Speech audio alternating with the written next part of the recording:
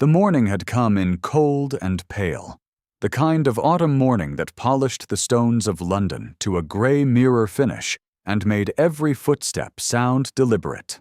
Dorothea Vane stood on the broad stone steps of St. George's Church in Hanover Square, one gloved hand on the iron railing, and she almost turned and walked away. She had been standing there long enough that a solicitor's clerk had passed twice on the pavement below, glancing up each time with the wariness of a man who recognized someone standing at the edge of a decision. The Duke of Ashbourne stood 3 steps above her, his hat in his hand, his face as still as weather that had not yet declared itself. He had spoken his terms already. He had spoken them clearly, in the measured cadences of a man accustomed to being obeyed, and everything he had said was correct and fair, and utterly without warmth, and Dorothea's hand had tightened on the railing until she could feel the cold iron through her glove. He needed a wife with funds liquid enough to satisfy his late brother's principal creditors by the month's end. He needed a woman of respectable family who had not yet been reached by the season's machinery of warning. He had determined, through careful inquiry, that Miss Dorothea Vane, daughter of the late Mr. Gerald Vane of Hertfordshire, currently employed as companion to Mrs. Harrington of Grosvenor Street, possessed £4,000 in a settled bequest from her great-aunt, and had been in London fewer than 8 weeks. This left her at present as the only woman of acceptable family in the city whose answer was not already decided for her. He had not said that last part. He had not needed to. She looked at the iron railing. The street below was filling with the morning's commerce: a coal cart, a flower girl, a pair of nursemaids with their charges, and the ordinary moving world looked very self-sufficient and indifferent from these steps, the kind of world a woman could walk back into without announcement. She thought of her father's pocketbook, tucked inside her mantle against her ribs. She thought of the letter folded inside it, the one she had read so many times the paper had begun to soften at the fold. She thought of what it meant to be 30 days from the end of her employment, with no position arranged and no family to receive her, and she thought of pride, which was the only inheritance she had left that could not be sold. She was very nearly already on the pavement. Then the Duke of Ashbourne said something he had not planned to say. "I saw what you did for the footman," he said, "at Lady Haverstock's morning call. You did not have to do it." He said it quietly, without inflection of offer or apology, as if he were reporting a fact that had been lying in his possession for some days, and he had not known what to do with it until this moment. Dorothea's hand released the railing. She stood on the church steps for one full breath, the cold air moving across her face, and then she turned not towards the street, but toward him. And something in the set of her shoulders changed. She said, "Very well, Your Grace," in the tone her father had taught her to use when signing a contract, clear-eyed and still-handed, with full knowledge of what the signature meant. The Duke looked at her for a moment. Something moved across his face so briefly, it might not have been there at all. He put his hat back on and offered her his arm, and they walked the remaining steps into the church together, and the clerk on the pavement below watched them go with the mild satisfaction of a man who had guessed correctly. What Dorothea did not yet know was that the terms she had just accepted were only the beginning of the negotiation. She did not know that the Duke of Ashbourne, for all the control he had brought to those steps, had not anticipated her hesitation. He had not expected, either, how much it would cost him when she almost let go. If someone like her is already familiar to you, the woman standing at the edge of what she needs with her hand on the iron rail, stay a little longer. This story knows her well. 6 weeks before that morning, Dorothea Vane had arrived in London on the afternoon coach from St.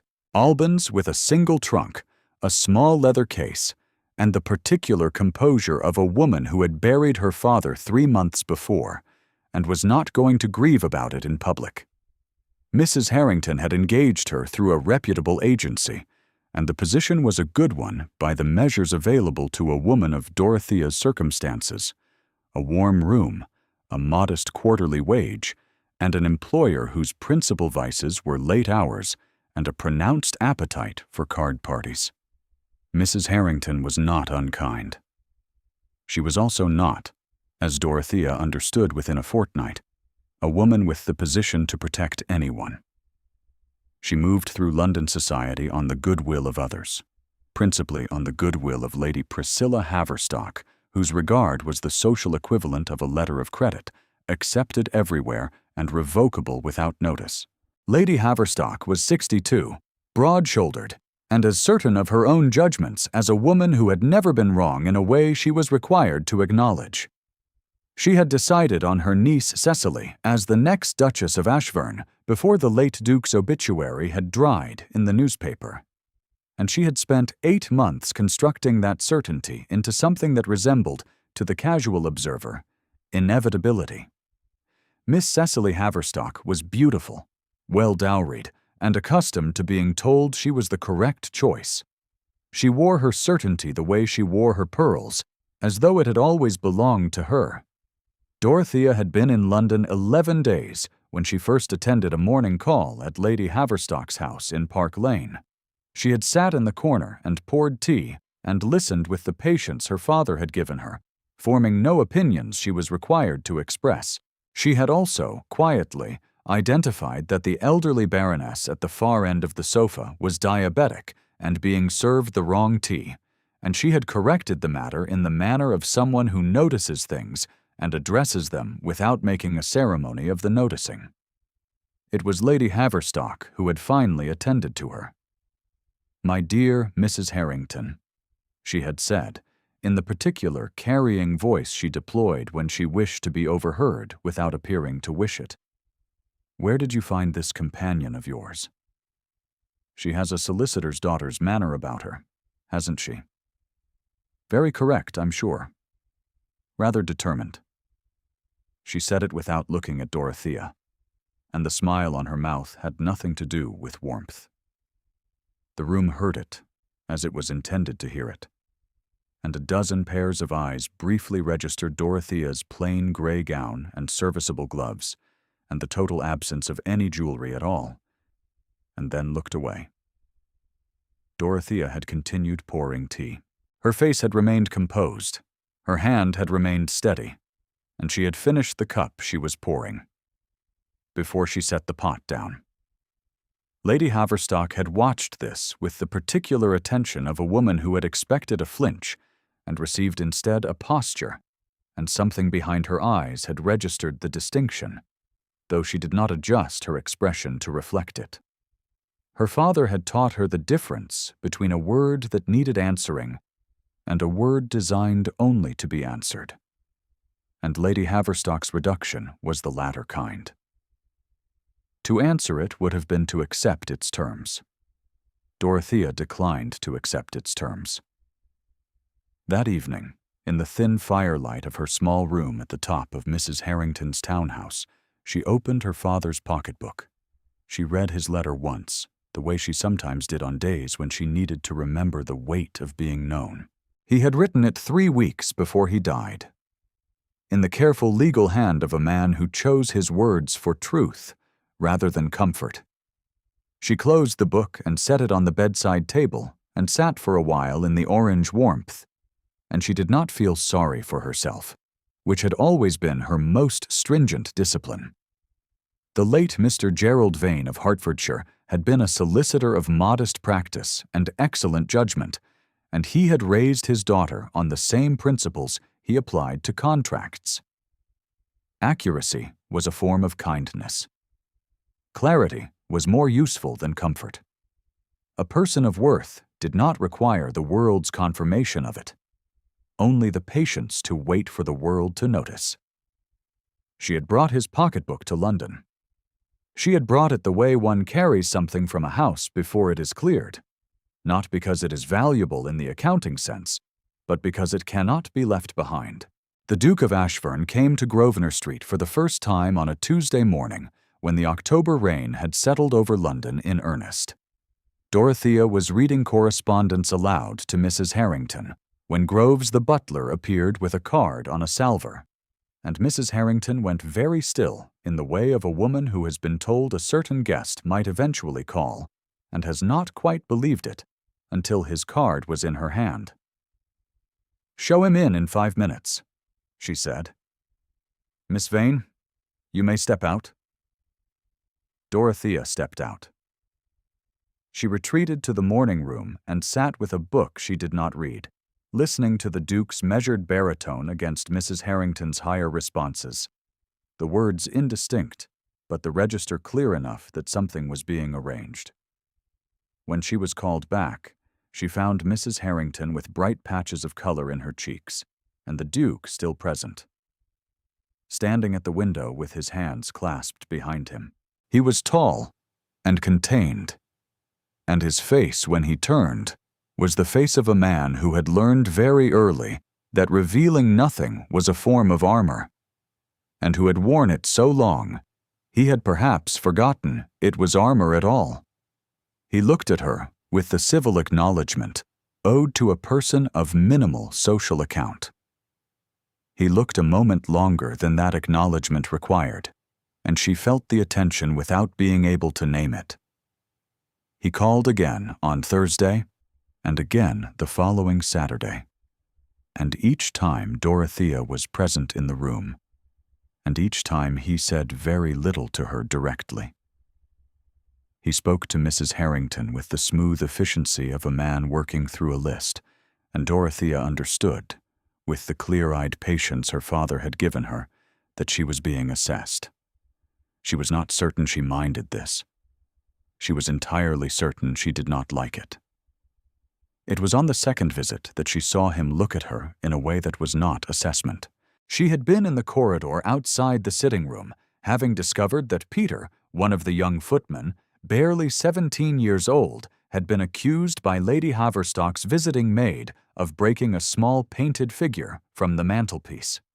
The maid had said so loudly, in front of 3 other servants, and Peter stood with the careful blankness of a young man who had learned that protesting made things considerably worse. Dorothea had been in the room when the figure fell. She knew it had been knocked from the mantelpiece by Lady Haverstock's elderly spaniel, and she knew the maid had been standing 3 feet away and had seen it too. She said so. She said it in the tone her father had used for uncomfortable but unambiguous facts, not unkindly, not loudly, with a precision that left no reasonable room for argument. The maid retreated. Peter exhaled. Dorothea returned to her work. She had not known the Duke of Ashburn was standing in the corridor doorway behind her. She discovered this, in a small and significant way, 3 weeks later on the steps of St. George's, when he said the sentence he had been carrying without knowing where to set it down. The betrothal was announced in the papers 3 days after the church steps, in 4 plain lines that named the Duke of Ashburn and Miss Dorothea Vane, late of Hertfordshire, and said nothing more because there was nothing more the paper required. Lady Haverstock read it at breakfast. The consequence reached Dorothea in the form of 2 pages of written outrage delivered to Mrs. Harrington, and a particular quality of watchful attention in every room she subsequently entered. Lady Haverstock received her at Park Lane a fortnight after the announcement, with the warmth of a woman who has decided to be kind to someone she intends to defeat. "Miss Vane," she said, in the carrying voice, while a dozen guests sat over their morning tea and pretended not to listen. "One does hope you understand what you are walking into. The Duke of Ashburn's affairs are, I understand, quite complicated. One trusts you know enough of legal matters to read what you are signing." The room was very attentive. Lady Haverstock's smile was warm. Dorothea said, with complete composure, "I read everything carefully, my lady. It is a habit my father gave me." And she did not flinch, and the room registered her steadiness with the mixed reaction of people who were impressed and not entirely certain they were permitted to be. That evening, Edmund came to Grosvenor Street and walked with Dorothea in the small back garden, which was not much of a garden in the first weeks of November, but was at least private. He walked its perimeter twice without speaking. She had come to understand this about him. He spoke when he had something to say, and the silences between were not evasion, but economy. She found, somewhat to her own irritation, that she did not mind the silences. "Lady Haverstock will be a persistent problem," he said on the second turn. "I have gathered that," she said. "Do not attend her calls." She heard it as an instruction. Her back straightened. "I will manage my own social engagements, Your Grace." He stopped walking. He looked at her in the failing October light with an expression that was not quite surprise and not quite something else. And then he said, "Of course. Forgive me." The apology was unadorned and brief and clearly cost him something. She had not expected it. She registered it without letting it show, which was harder than it should have been, and she could not have said why. The following morning she received, without accompanying note, a card for Lady Dunmore's music hall on Thursday evening, sealed with his crest. Lady Dunmore and Lady Haverstock were in a state of permanent social hostility that all of London understood, which meant the evening was entirely free of carrying voices and significant looks. The soprano was excellent. Dorothea sat in the third row and listened to the handle with the particular attention of a woman who has discovered, without having planned to, that a room she entered reluctantly has become pleasant.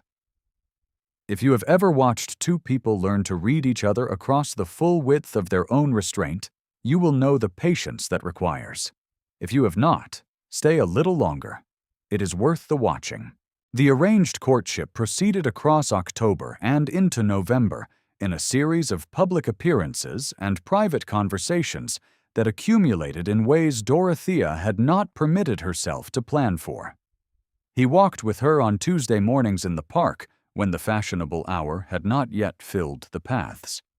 He sat beside her at the Marsden dinner and spoke to their hosts with a political fluency she found she was watching rather than listening to, tracking the way his expression altered by almost nothing between the public address and the private, aside to her, from performance into something quieter and more unguarded. She noticed, one Tuesday, that he had placed himself between her and the street, without appearing to intend it.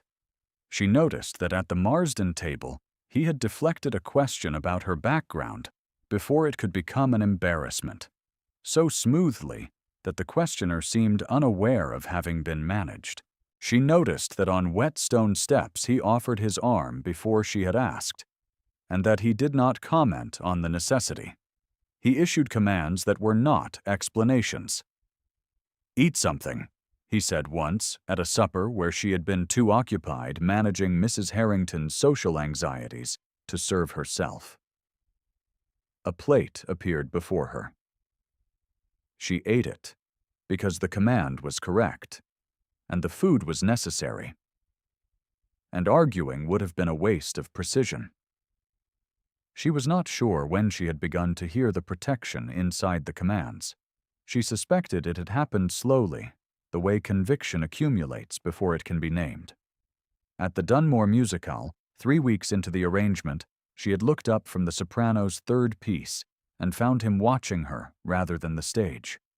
He looked away immediately, with the discipline of a man who was accustomed to not being caught, and she looked back at the soprano, and they did not refer to the moment at any point on the journey home. She registered it, privately, with the same composure she had applied to everything else, and she sat with it for several days before she acknowledged to herself that she had registered it at all. It was in the park, on the fourth Tuesday, that Lady Haverstock's campaign reached her most directly. Mrs. Carlyle of Berkeley Square was walking with her daughter along the South Path. and she and Dorothea passed close enough that the exchange of nods was unavoidable. Mrs. Carlyle's nod was correct and very brief. Her daughter's was warmer, and she quickly suppressed it. Later, at Lady Dunmore's card evening, Dorothea heard Mrs. Carlyle tell Lady Haverstock that the Duke could have had Cecily, who had 12,000 and excellent connections, and had instead tied himself to a solicitor's daughter who brought 4 and a country manor. She had not changed expression. She had counted the cards in her hand and played her next with precision, and won the trick. In the park one Tuesday, they passed a young woman in mourning who was struggling to manage a small child and a large parcel, and her composure all at once. Dorothea stopped. She helped the young woman reorder the child and the parcel in a quiet, efficient way that required no ceremony, and the woman thanked her with the gratitude of someone too worn for elaboration. They walked on. Edmund said nothing for the length of 2 paths. Then he said, "Is that the same for everyone, or only for people who need it?" "It is the same," she said. He was quiet for another moment. "Your father taught you that?" It was not a question. She said, "Yes," and did not elaborate, and the economy of the exchange felt, for the first time in his company, something close to ease. The wound came to her on a Wednesday afternoon in November, when the fog had settled over London so completely that the garden below the window of Ashburn House's small study was entirely invisible, and she had been shown to wait there while the butler went to find the Duke, and she was left alone with the room. It was spare by aristocratic standards. A desk with a writing surface kept clear. 2 chairs, bookshelves arranged with the efficiency of a man who used them rather than displayed them. A single portrait on the far wall, a painting in oils, a young woman with light brown hair, and a quality of still self-possession about her face. The look of someone accustomed to being well loved. Beside the portrait, on the narrow shelf below it, a small hinged miniature case lay open. The miniature matched the portrait in the angle of the chin, in the quality of the eyes. Dorothea looked at it for the length of time it took to understand what she was seeing. Then she looked away. She heard his step in the corridor and composed herself. And when he entered, he stopped for a half-second at the sight of her standing near the shelf. He looked at the miniature. He looked at her. He crossed the room in 3 strides and closed the miniature case and placed it face down on the shelf, with the quietness of a man who does not trust himself to be careless with a thing. "Charlotte," he said. "My wife. She died 4 years ago. The child also." He said it in the tone of a document committed to memory, one no longer permitted to change him, and the completeness of the recitation told her more than the words did. He had loved Charlotte. She understood this without being told, the way one understands weight by the effort required to carry it. He had loved her, and Charlotte had died, and he had decided somewhere in the 4 years since that loving was a capacity he could not be trusted to exercise without consequence. "I am sorry," she said. "I do not require condolence." "I know," she said. "I said it anyway." He stood at the shelf for a moment with his back to the room. She watched his shoulders settle into the stillness she had come to recognize as the posture he held, when choosing, very deliberately, what to do next. She thought his conclusion about himself was wrong. Not false, she amended internally, but wrong in the specific way that a careful man's reasoning can be wrong when he is too close to the evidence to see the shape of it. He turned from the shelf and said, in the voice he used to close a subject, "I have had the solicitor draw up the additional papers you requested." "Thank you," she said.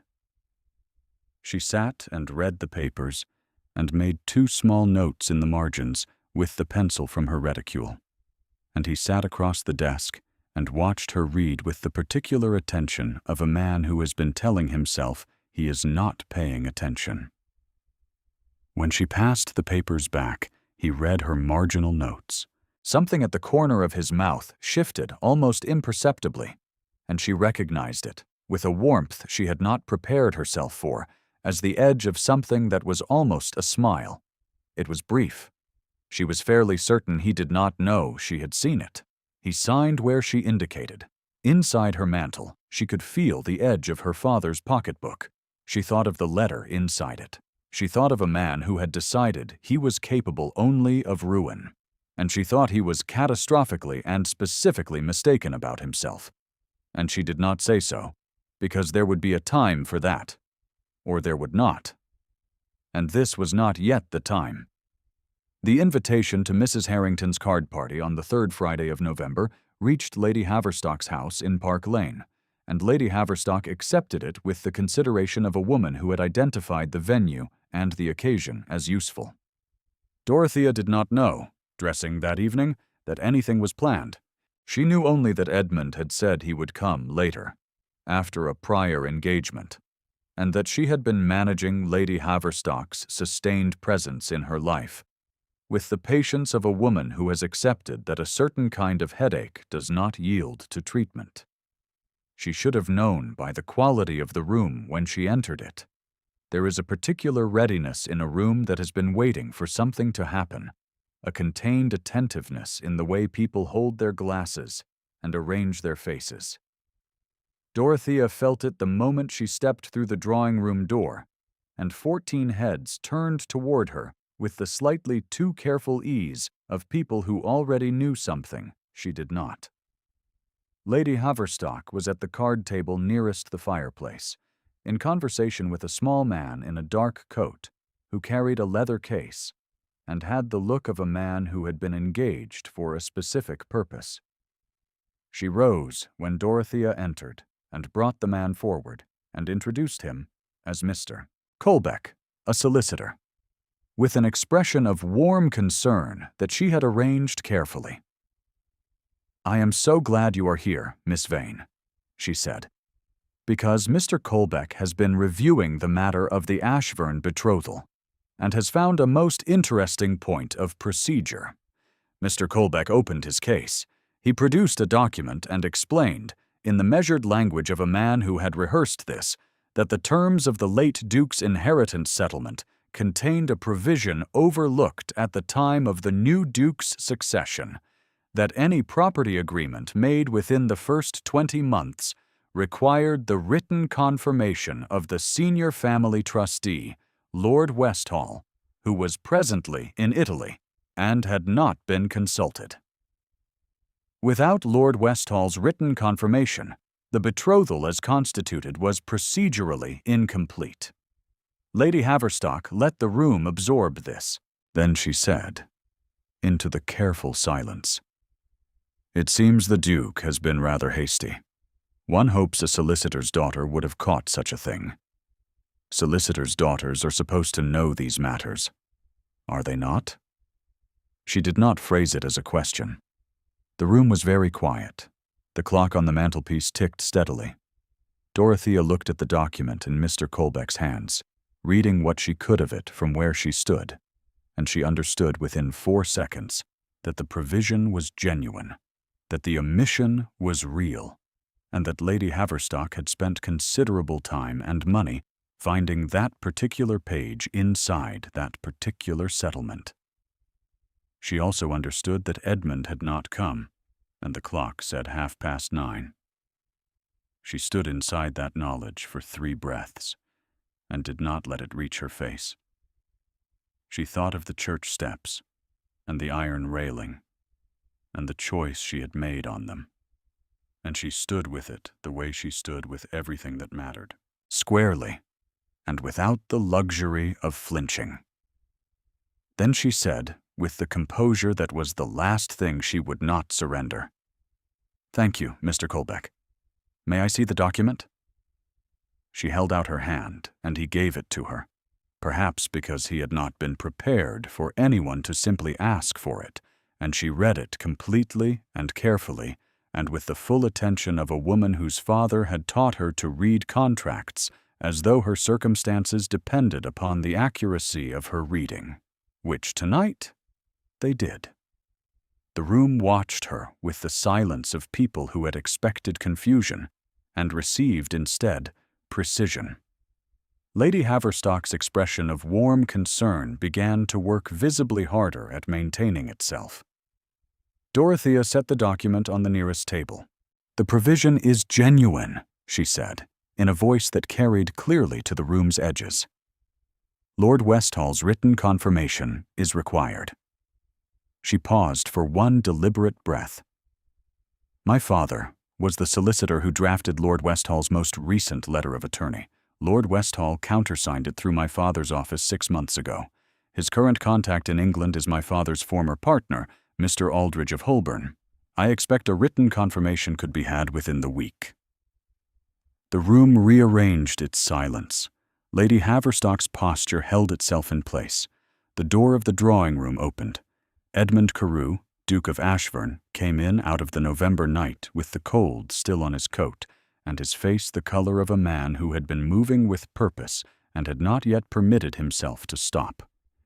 He took in the room in a single assessment, the gathered faces, Lady Haverstock at the card table, Mr. Colbeck's leather case, Dorothea standing near the window with the document in her hand, and he was still for one full second. He crossed the room. Not quickly. Not with the breathlessness of a man arriving to manage a crisis. He crossed it with the deliberateness that made every space he moved through seem arranged in advance, and he stopped beside Dorothea and looked at Lady Haverstock and said nothing for a moment. The moment was long enough that the firelight shifted. The room was very still around it. He said, "Miss Vane is with me. She is my Duchess." 10 words. He said them without decoration, in the same level tone he used when he said, "Eat something and sit down and come inside," the tone that derived its authority not from volume, but from the absolute certainty that the thing was already true, and that anyone who believed otherwise was simply lagging behind the fact. Lady Haverstock's expression of warm concern held itself in place for one more breath, while the room's collective attention reassembled itself around the Duke and Dorothea rather than around the card table and the leather case. Then the expression fell, quietly, in the manner of a posture that has lost the architecture, holding it upright. "Your Grace, the settlement provision is addressed," he said. "Mr. Aldridge of Holborn sent word this afternoon. Lord Westhall's written confirmation arrived this morning. I have been to Aldridge's office." Lady Haverstock's mouth opened. Mr. Colbeck quietly closed his leather case and did not reopen it. Cecily Haverstock, who had been seated at the far card table and had said nothing across the whole of the evening, rose and curtsied to Edmund with a composure that cost her something visible, and then said quietly, "I wish you both very well." It was perhaps the truest thing spoken in the room all evening, and Dorothea respected it without reservation. Lady Haverstock excused herself shortly thereafter. Edmund had not looked at Dorothea directly since entering the room. He stood beside her and received the room's reordering with the stillness of a man who had no interest in gloating because he had no interest in the room at all. It was only as they prepared to leave, when Mrs. Harrington pressed Dorothea's hand and said, "My dear," in the compressed voice of a woman who has spent 2 hours in elevated social anxiety, that he glanced at her, briefly, and she saw in the glance something she could only describe, after a moment of private consideration, as relief. They walked back to Grosvenor Street together in the cold November air, and he did not speak for the first block and a half. Then he said, "You had already found Aldridge's name from the document." "Yes," she said. "I found it from my own solicitor's notes and went to Holborn this afternoon. I did not know you had also identified him. We arrived at the same conclusion by different routes," she said. He was quiet for another half-block. Then he said, with the deliberateness of a man attempting a sentence he does not often attempt, "I should have been there sooner." She did not tell him it was all right. She said, yes, because it was true, and because he deserved the truth from her, and because she thought, with a clarity that had not been available to her before tonight, that this was a man who would receive honesty as a courtesy rather than a wound. He accepted it without objection. They walked the remaining distance in the cold, and when he handed her up the steps, she did not release his hand immediately. And he did not step back. And the November night sat quietly around them on the pavement, and did not demand that anyone name what was happening. Inside the small room at the top of the house, the fire had been banked, and the room was warm and orange-lit. Dorothea sat at the edge of the bed and took her father's pocketbook from her mantle and held it in her lap without opening it. She thought of Charlotte's portrait on the shelf in the study.